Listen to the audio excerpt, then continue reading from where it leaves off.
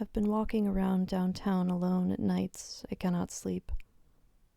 The shops are closed, and the mannequins stare out into the night. They all look in different directions, frozen in fashion, but one's eyes follow me across the entire storefront. A giant mural of Marilyn Monroe watches me just the same. A big dead beauty. I watch myself in the reflection of closed-down stores, my body narrowed by the chest binder I've been wearing for months. It's not that I dislike my breasts. It's like giving a dog a sweater to calm them in a storm. I wear layers to hide my thinness and wonder if people think I had top surgery, or if I ever even had breasts. A man and woman holding hands approach on my left, and I tell them they look cute together.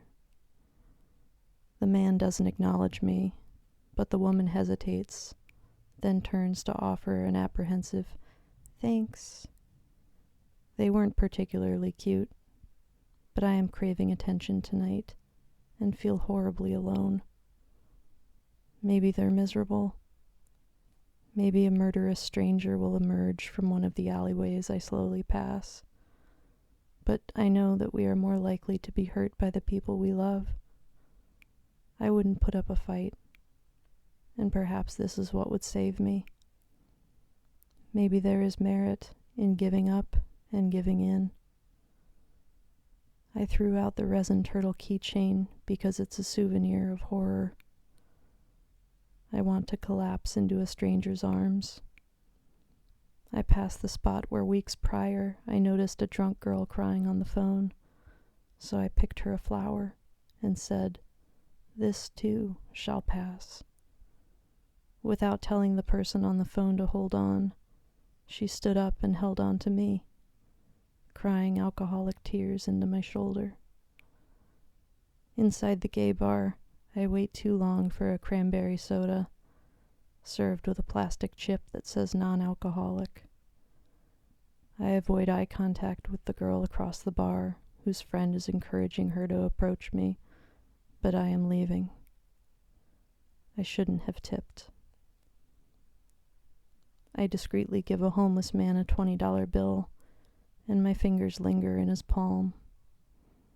"I'm happy as a motherfucker," he laughs, and I want to crawl into his lap. For a week, my hair was the same color as her son's. A woman storms out of a bar complaining about how she paid $10 to use the bathroom. Her husband tells her she is an adult, and they begin to argue. Slowing my gait, I try to determine who the abuser is and decide they're just a miserable couple. A bag of dog shit lays open in the middle of a planter, and I spend far too long considering the logic of such a gesture. Delicious food smells waft in the air, but I don't eat anymore. I don't sleep anymore either.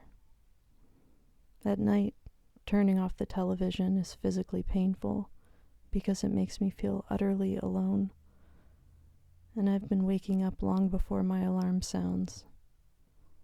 I don't want to sleep, but it takes so much effort to get out of bed. She used to call it her room, and he would correct her and call it the guest room. He designs weapons of mass destruction, and the next time I hear someone say, "It isn't rocket science," I might just fucking puke.